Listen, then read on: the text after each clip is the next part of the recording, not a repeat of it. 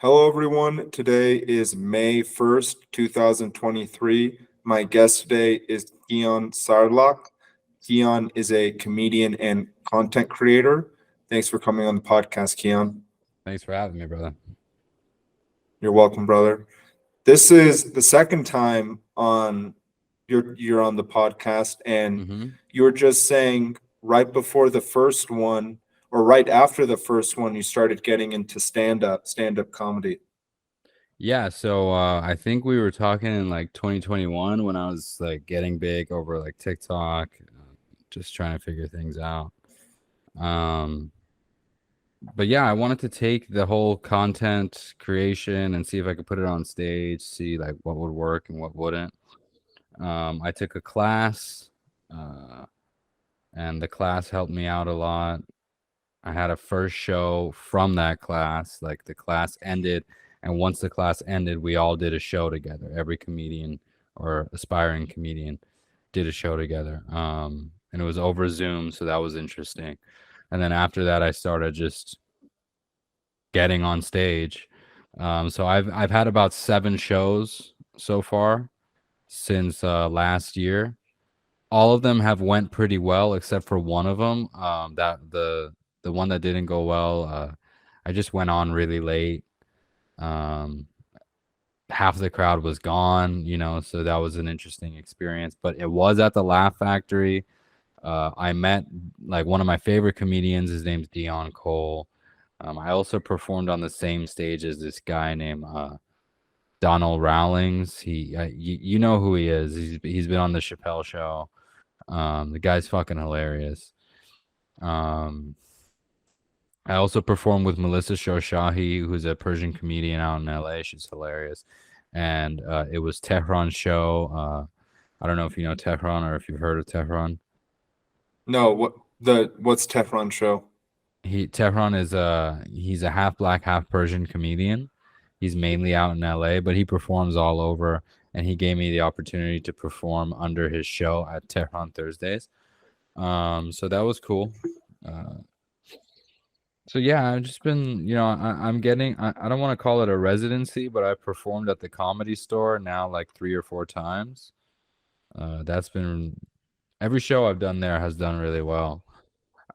So yeah, sorry, I'm just kind of rambling, but this is just what I'm dealing with as a comedian right now. Just trying to get booked and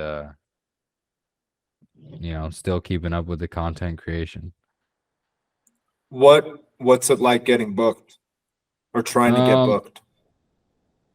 I think it needs I've learned that I need to put myself out there more. Like being a comedian is a lot of self promotion.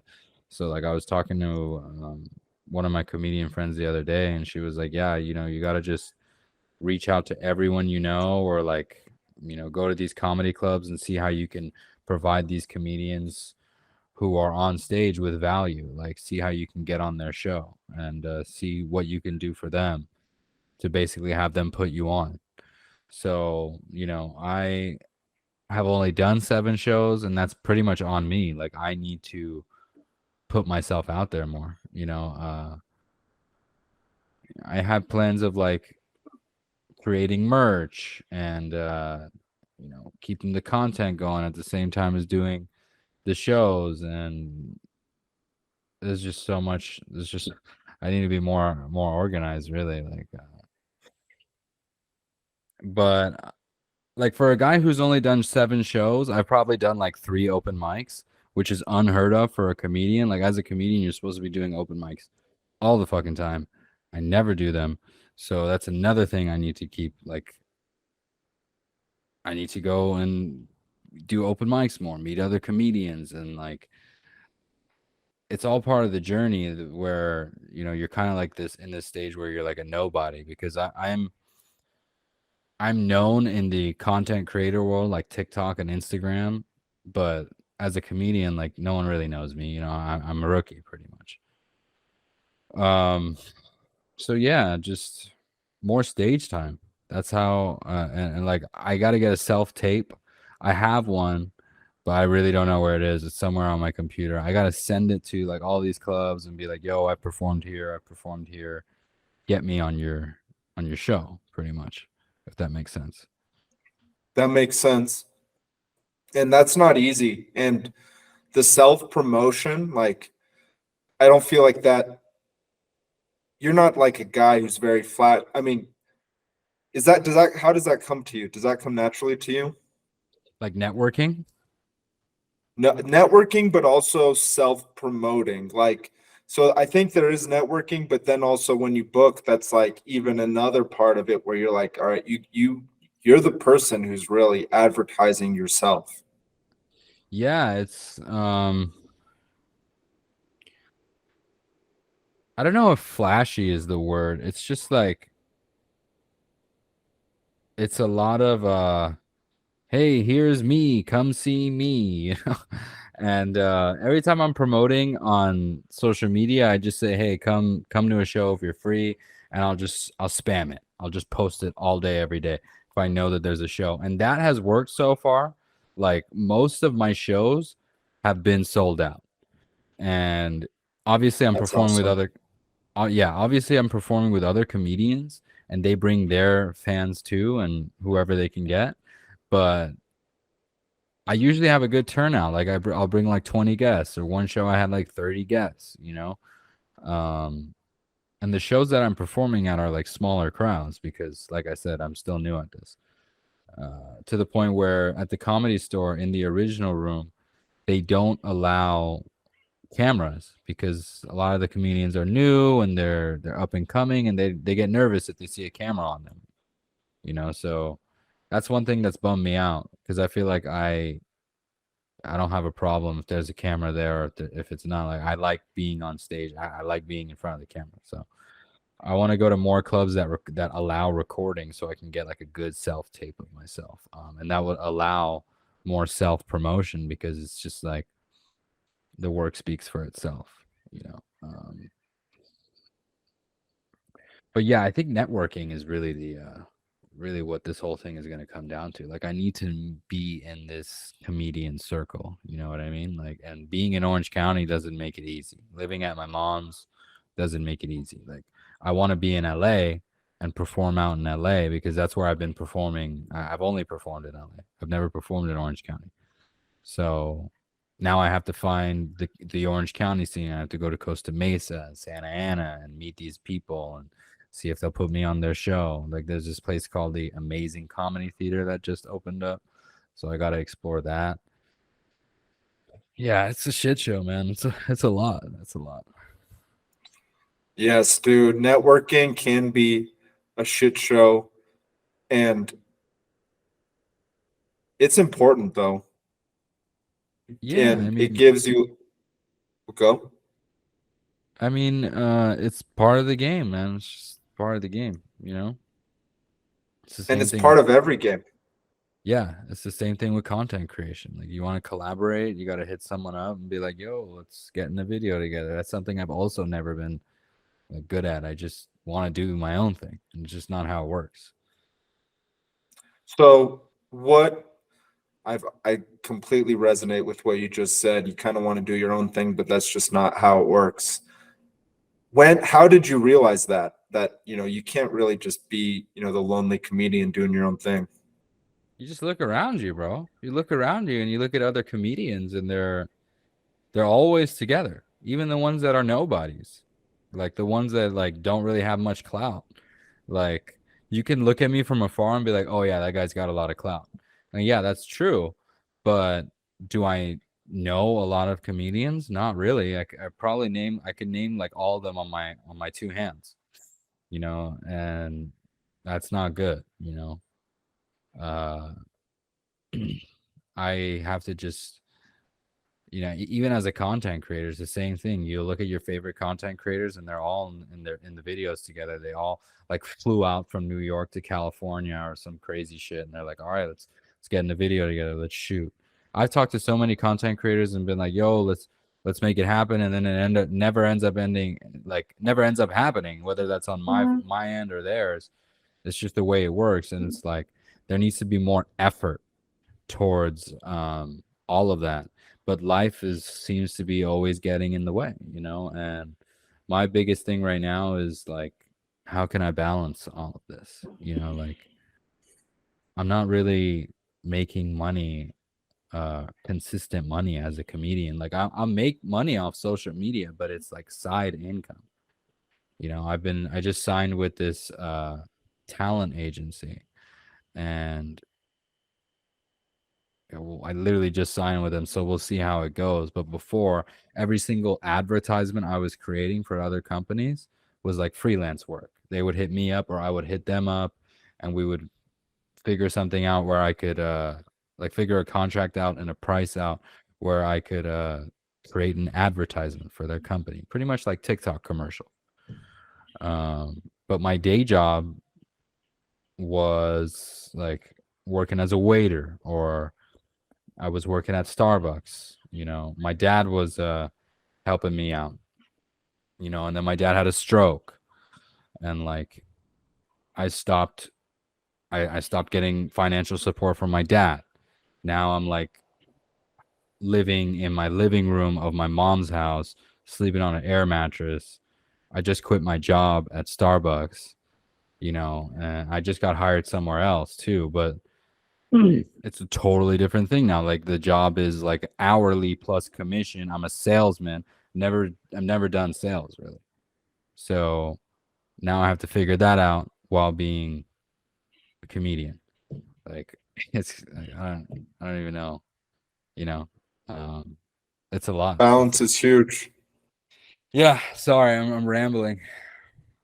No, you're not. I mean, that's it's understandable. And I know, for myself, podcasting, people ask me, you making, how much you making your life's living off podcasts? Like, no, I'm not. This is part of what, you're talking about, networking. And it is hard. Like, I know someone who is a DJ, but they have a job. That DJ job, like, they're DJing, they're starting up festivals, one festival, and doing their thing. And then I asked him, like, did you quit your day job? And he was like, no, I still worked at the same place for 5 years, and everything I do now is just for fun, or not for fun, but like, kind of, we try and break even. And you know, I think it takes a long time, It unfortunately. does. And It does. yes, and persistence is huge, because I had Neiman Naz on the podcast, and he said, he didn't make any money. He was doing that for 7 years when we podcasted, which was, I believe, January 2022. And for the first 4 years, like, no following, nothing. And you've Yeah, I'm a big created, like, I'm a big fan of Nima, actually. I'm a big fan of Nima as well. He's very Yeah, funny. yeah, And you have a pretty solid following, and you've only been doing this for 2 years, granted not in comedy, because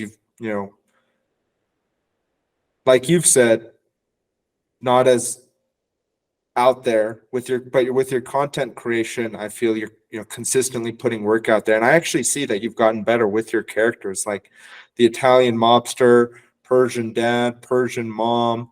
You've got a drug dealer in there that is pretty raunchy, but to certain people, they can understand that, and that's funny. And I feel like that's all acting. And even with sales, like, maybe you could do sales like pretty well. Like, when you said that, I was like, oh, sales is kind of like not necessarily acting, but it is a lot of yeah. It interaction. And is.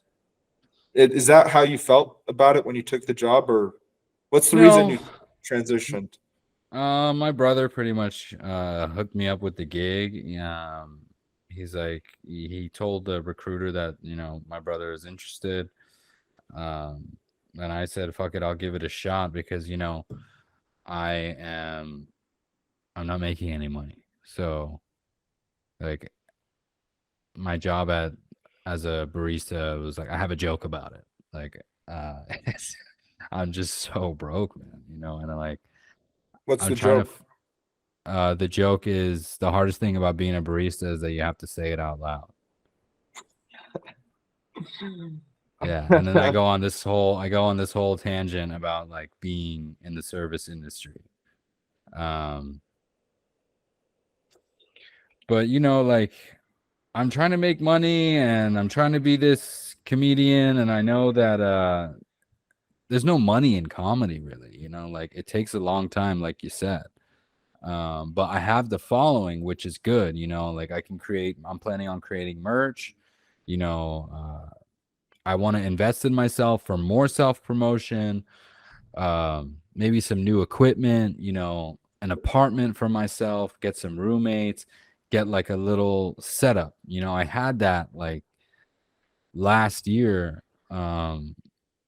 with I was waiting tables and things were cheaper and I was splitting my apartment with my brother and somehow it was doable. I was getting help from my dad every now and then. But now that he's out of the picture, it's like, you know, it's just like it's being an adult, you know, and it's like it's something that I still feel like I'm a kid, you know, and yeah, it's like every day gets harder. You know, I have a girlfriend now. I was single for like 3 years, and I have a girlfriend now, and you know, that's been also that's another job in itself. You know, like having a girlfriend, it's a lot. Being in a relationship, it's a lot. Um, but you know, she supports me and she pushes me, and you know, I wouldn't have her, I wouldn't even be with her if it wasn't like that. So I'm just I'm gonna see how this sales thing goes. You know, I'll get out at 5 p.m. every day and then come home, write, work on my, you know, my content, and then go to bed. I plan to go to the gym in the morning because I think like that's I value my health and I value my fitness.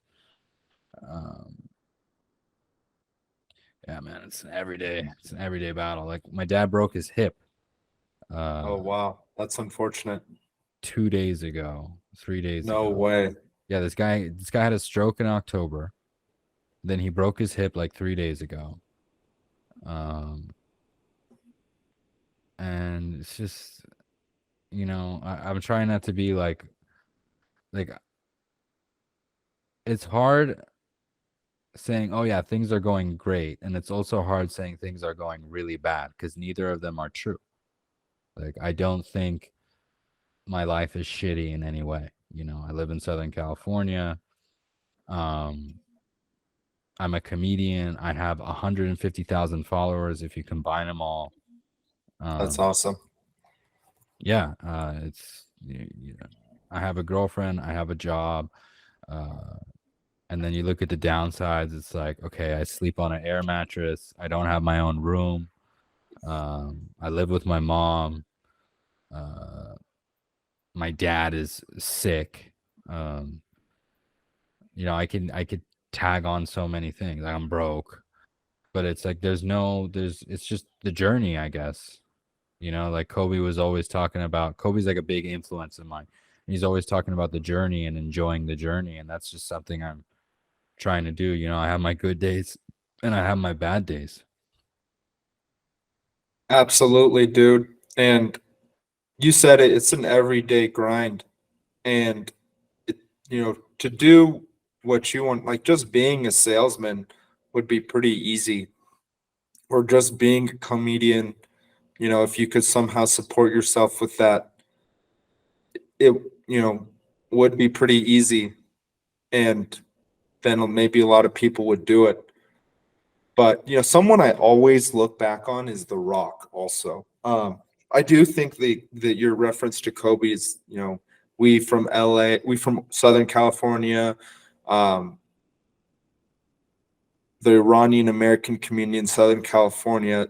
Most of them absolutely adore the Los Angeles Lakers and Kobe Bryant, Shaquille O'Neal era, and the Kobe Bryant, Pau Gasol era, and we just adore Kobe Bryant as well as the other Los Angelites too. Um, but speaking about The Rock, like I think about The Rock. The Rock has personal chef.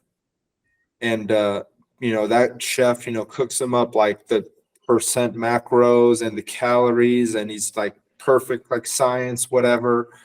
But I don't think The Rock was doing that when he was, just out of, I think he played college ball and then like left college. And I don't think he was he definitely wasn't getting someone cooking food for him. I'm guessing he was, doing it himself, you know, working his ass off and doing the small things a lot. And, just I'm imagining he did very disciplined way. And then eventually, was able to get, richer and richer, and then eventually outsource a lot of these things and then focus on the most important things. And it's tough when the journey's really difficult, though. Yeah, I feel like a lot of people like give up because of the journey. They'll be like, I'll just work a regular job and I'll have kids, and I had my time, and it's like I'm not looking to like nothing's gonna get in the way of what I need to do. I personally don't want to do anything else. Like if this job starts getting in the way of my life and what I want to do, I will quit. I don't have any Hesitation. yeah, I don't have a hesitation. You know what I'm saying? Like this is what I do. I'm a comedian, I'm a content creator, and that's that. Like no single person or no single job, nothing is gonna get in the way. And it's just I don't know. So I feel like some people don't understand me, and it's because it's such like it's not an easy profession. Like you said, it's not an easy thing to do. Uh, they say stand-up comedy is like the toughest art form that you can do, and I still want to do it. I don't know. I like once you break through one wall, you're gonna have to break through another, and I don't know. It's just life, you know. That is life. And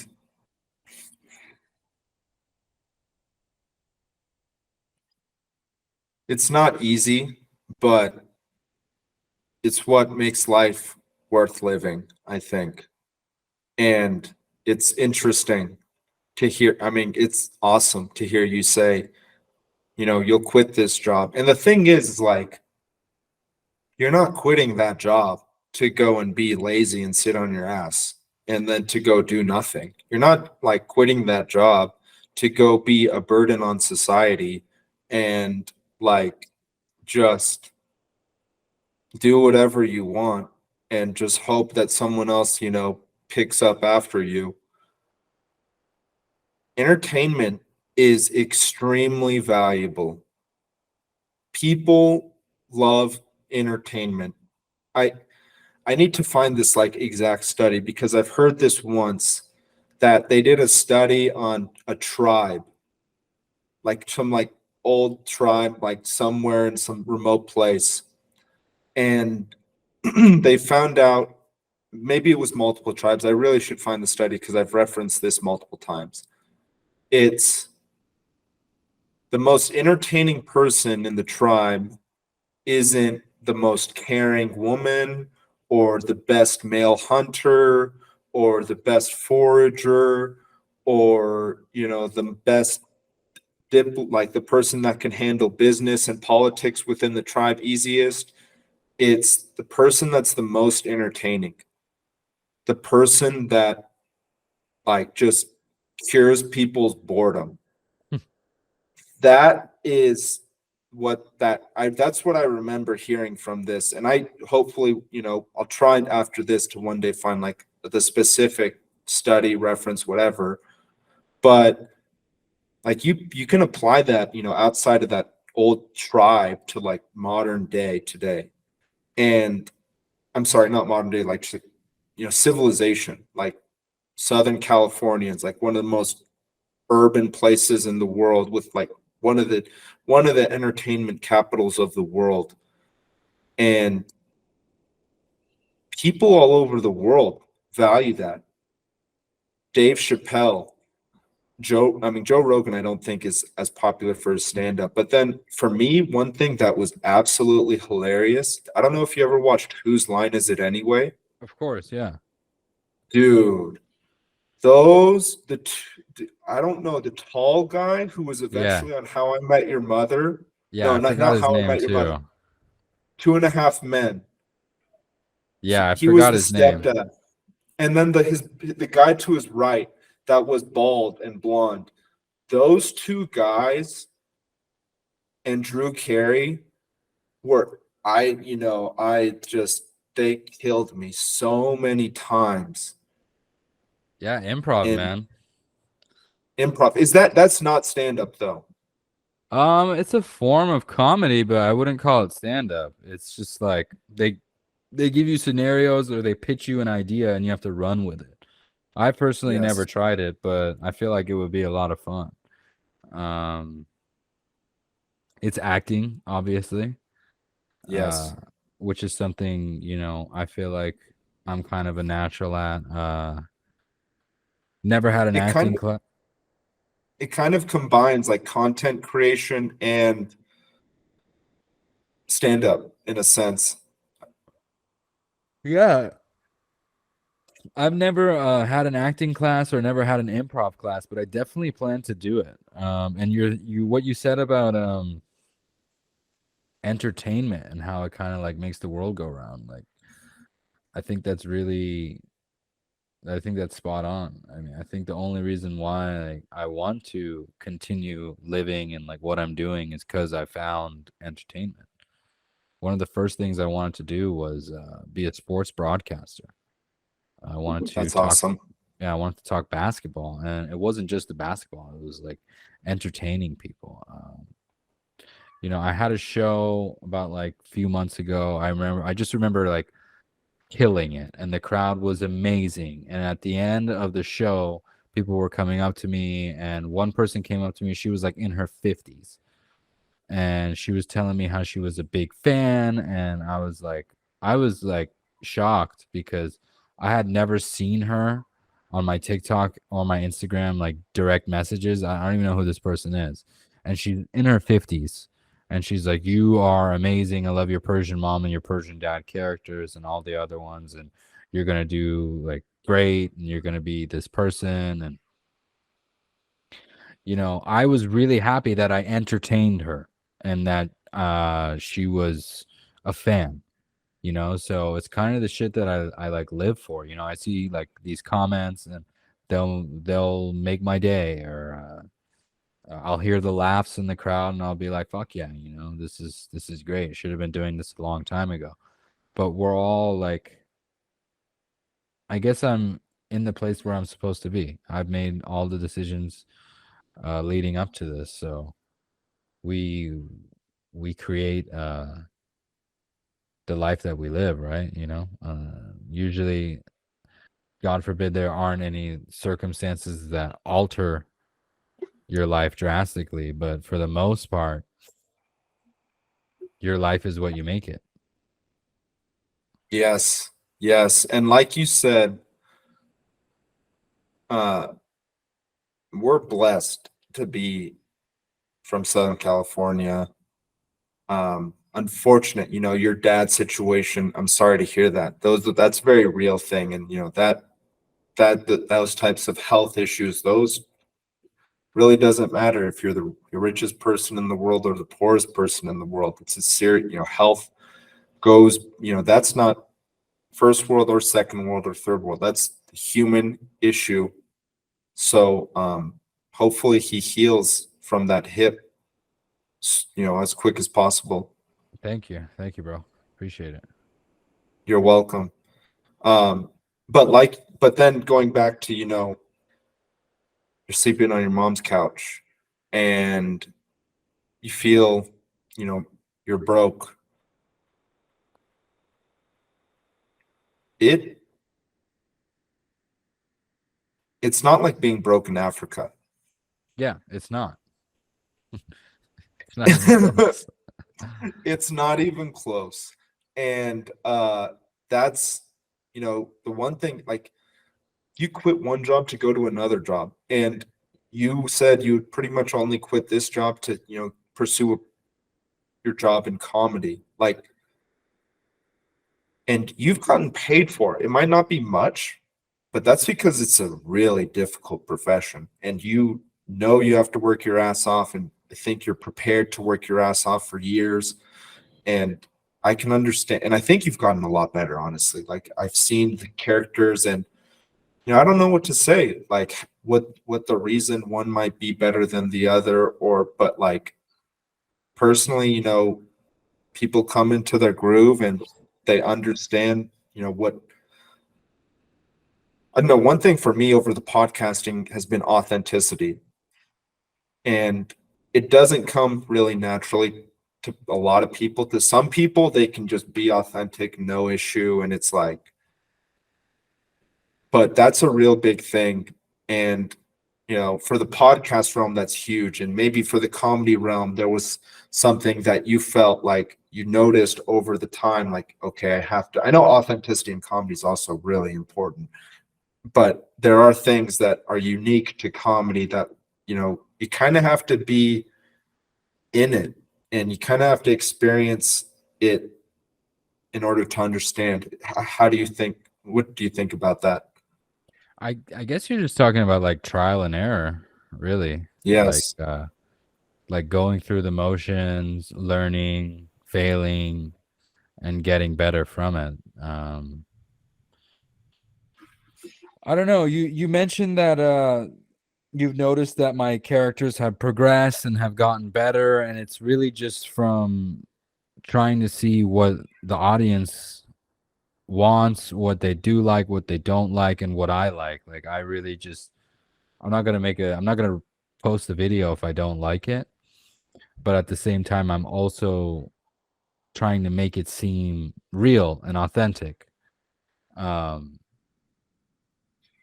so it's really just trial and error, I guess. You're not going to get better at something unless you do it, and unless you practice. They say No, practice makes perfect. It's like, that's facts. definitely. That's facts. And yeah, I think it's very interesting you bring up that, like, um kind of balance that people who create content create, people who entertain, people who put things that, they hope, other people enjoy. Uh I think there's a balance between, you know, you don't want to be selfish. You don't want this, like, you're an entertainer. You have to entertain. I consider this a form of entertainment. It's a very different form of entertainment than yours. But at the same time, we've got an audience, and you can care about that. I mean, over the podcast, I've come to care deeply about my audience. And I think you're the same way, where it's like, at first this was for me, and it's still for me, but I really care about you guys who are listening to me, you guys Yeah, who are watching me. And I yeah, want you guys to enjoy it, and to get, I want you guys to, enjoy it and continue doing it. yeah. Because these people are just gonna help you go further. Just like how they're gonna help me go further. I wouldn't have sold out any of my shows if it wasn't for my content creation and the fans that I've had. I'll say, hey, I got a show in LA, and people will be like, come to San Diego, come to Toronto. When are you coming to New York? And it's like, I don't know, but I wish I could be out there. Like, that's the goal. One day is to uh, fulfill every fan's want to see me. I would love to perform in the UK or in Texas or in New York or Chicago. I've gone to Chicago many times. um there's this guy, he said, like, hey, I'll pay for your hotel and flight, come to Richmond Hill and perform here. And it's like, I don't even have a passport. Now I have to buy a passport and figure out how I'm going to do that whole thing, you know And he's like, "Do you have for fans in Canada?" And I'm like, "I think so. Yeah, I'm pretty sure I have a few." Um, so yeah, I Richmond think Hill that is in Canada. yeah. So it's like Okay. I don't know, the fans, the audience, they just keep me going. Like if I'm sure there would have been a point if I just kept releasing stuff and got no recognition at all, I'd be like, this is you kind of suck at this. But once you start getting recognition, even if it's a little bit, it's pretty rewarding and it helps you keep going. That's yes, that makes sense. What so you've gotten 7 shows so far, stand up. And you also do your content. How are you balancing those two out moving forward? Content creation and stand up. Um, the thing is I think it's just mainly about like having like a set schedule. Um, when I was working at Starbucks, it was like 9 to 4 every day. I created that for myself, and uh, I tried going to the gym beforehand, like at like early morning. Sometimes I would go to the gym after work, but I realized that going to the gym beforehand was a much better schedule because I could just come home, work on my content or work on my jokes, and that's what I plan on doing. For my new job. Just kind of like wake up, go to the gym, go to work, come home, work on my content, and work on my jokes. That's what I plan to do. Sometimes it doesn't always work out that way. Like one morning I'll miss the gym, or one day I'll come home tired as fuck. I won't do anything, because I'm so tired. But like I said, I have my good days and then my bad days, and I really just have to work on uh saying no to my laziness and being like, "Hey, you're tired, sure, but make a video or write a joke or, just get it done." Because, you know, everything depends on you and everyone's got a hard life and they're all trying to balance whatever they're trying to balance. So I kind of just got to come in with like a no excuses mentality and get shit done. I really only need like 4 days out of the week to hit the gym. So I was planning on doing like 2 days wake up before work and then 2 days on the weekend where I could wake up at any time and go to the gym. But it's like just don't make excuses. Allocate your time better, and really like I plan to get out of my mom's, like maybe move in with my brother or like a roommate, my girlfriend. I don't fucking know, and make that happen as well. Um, I want to be in LA primarily. I want to get out of Orange County. I've been saying this for like 4 or 5 years now. Like, oh, I gotta get to LA. I gotta get to LA. Not, it's never happened. It's not easy. It's practically like living in New York, just like a few thousand less, I guess. Um, I tried moving to New York. My dad funded me like, and my brother like 10 grand, and we went to New York for like 2 weeks and realized it was just insane and there's no way you're going to be able to afford this.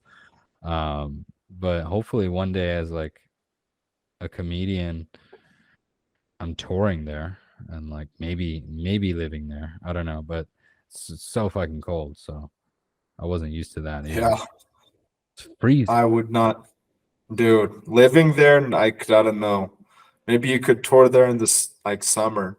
Yeah, that's the goal. Like I definitely want to perform out in New York.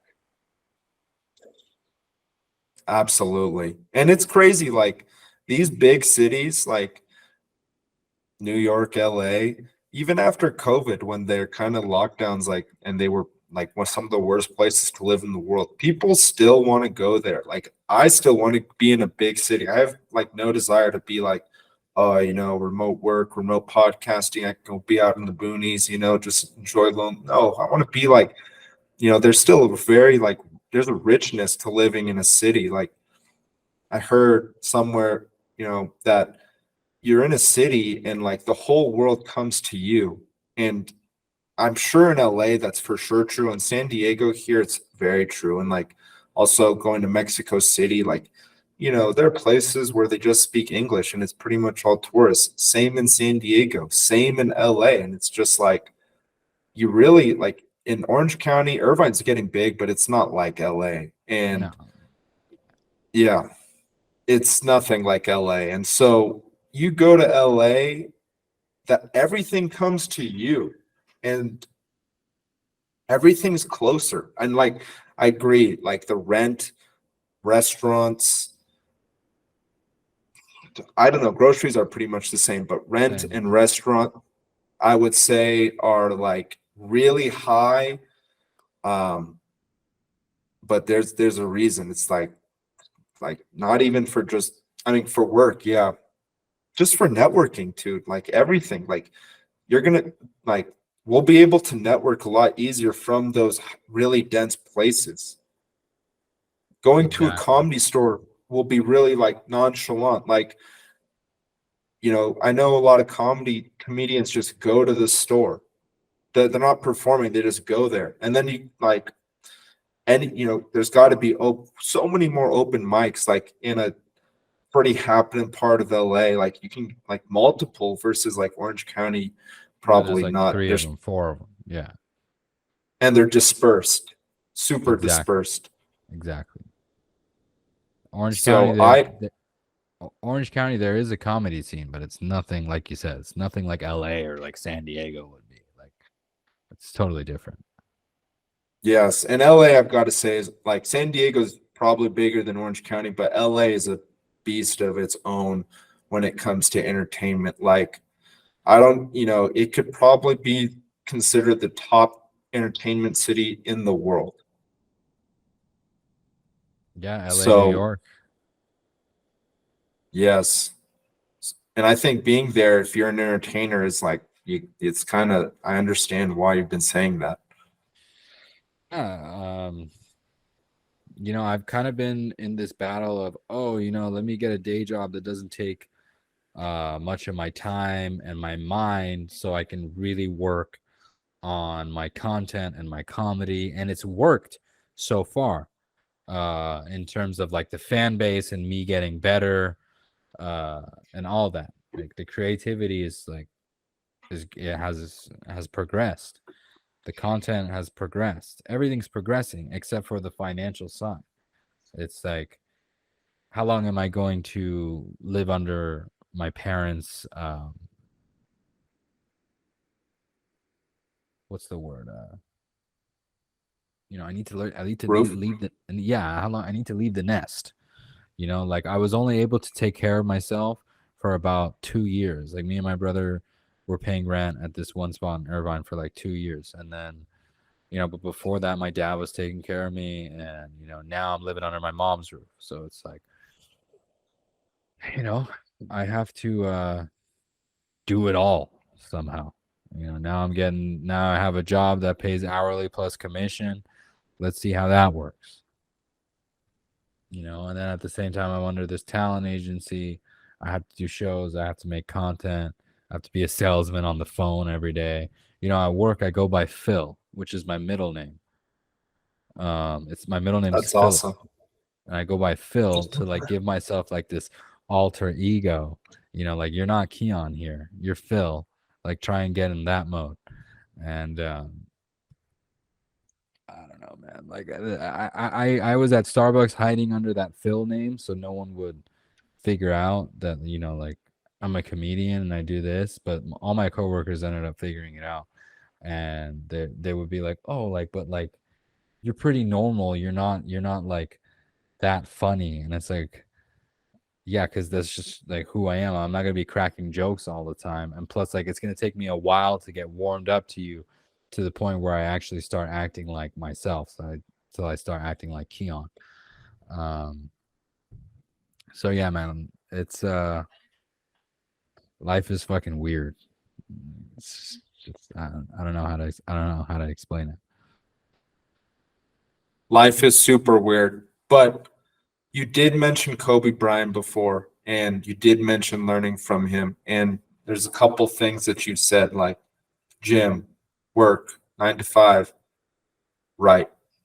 Some days you won't be able to gym. Some days you won't be able to write. I know exactly. I feel very similar to that. I have very similar schedule or sort of like mentality. And like, honestly, that doesn't happen every day. I wish it happened every day because I know if it did happen every day, the goals I want to achieve would come sooner.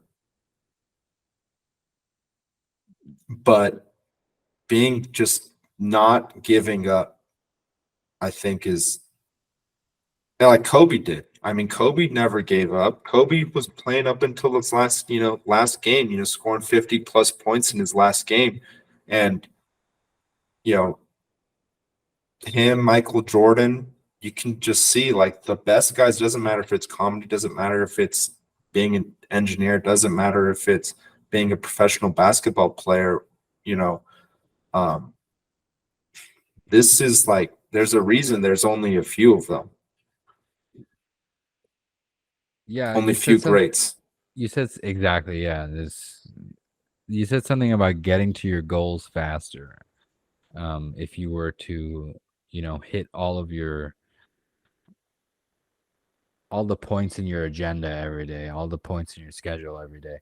And it's kind of like as humans, we know exactly what we need to do to get better.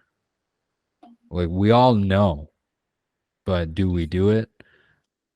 That's what it really comes down to. Are you doing what you say you're going to do or what your mind and body is telling you what to do? And not we don't do that shit all the time. A lot of shit just gets in the way. And I'm working on not letting shit get in the way. Uh, that's my biggest battle right now. What have you found to help you with that battle? I guess just scheduling and allocating time. Um, if you don't have good sleep, you're going to be cranky. You're not going to fulfill what you want to fulfill. As much as you say, "Oh yeah, I can get it done," it's like you won't. Some part of you will end up uh, lacking. You know. Yes. So yeah, I really just I want to be more robotic in a sense, um, and I know what you mean. I'm trying. And every day I realize like I'm human. So it's good Yes. material. It's good material though. Like I could throw it in. I could probably throw it in my jokes somehow, some way.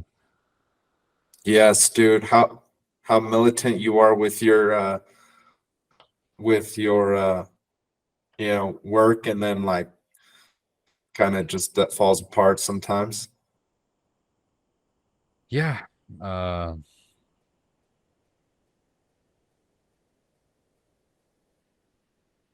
exactly. I mean, you're just picking like it's just about like I guess I feel like I'm always picking up the pieces, and I want to put an end to that. What pieces? Just like how you like miss a part of your schedule and then you feel totally behind. Yes. So a lot of times I'm scrambling. Like I'll be at the end of the night, I won't have a video done, and I'll be like, all right, just get this shit done. Just create something and go to bed. And then next thing you know, that video is going viral, and I didn't really like anticipate that. I just said, fuck it, you got to do it. Just make it and you'll go to sleep. And I feel better about it every single time rather than me not making something. You know what I mean? Yes. So, yeah, I guess that's what I Dude, meant by like picking up the pieces. it's not easy. I mean, looking back on it, I think it's awesome for you, and you have all this, and it's a huge credential, and you've made a lot of people, you've cured their boredom. And some people really appreciate your work and are willing to come out to your shows. When you come to San Diego, I'll for sure go. Well, Hell yeah. there's a few comedy stores. I'll bring a few friends too. Yeah, the And more I the would, better, man. dude, honestly, if you came, I would be stoked. I know there's a couple of comedy stores in downtown Gaslamp area. Um, but I'd, love to have you there. And dude, just because I think it would be a fun time. I think it'd be fun time to just watch you do your thing. I know the type of comedy you have, the types of jokes you have, and I enjoy it. And you'd bring me entertainment, and you might not be receiving the payment for that now, but I think, I think it can happen. It's going to take a lot of work, and you know that. And for me to one day hopefully make money off of this podcast to a way that like I feel comfortable, still we've got some ways to go. Yeah. The best way to look at it is like, we're young. Yes. I still feel very young. You know, my mind and my body. Like I feel like I can push my body even more, and I can push my mind way harder. So it's just I guess it just comes down to us and like how bad we want it, really. And life will get in the way. So how are we gonna combat life with our creative endeavors, and I guess like put it all put it all together, really? Keon, are there any last words, or should I say Phil? Are there any last words, or just things you'd like to tell the audience before we end it? um do what you love. My guest today has been Keeon Philip Sarlak. Thanks for coming on the podcast, Keeon. Thank you, brother.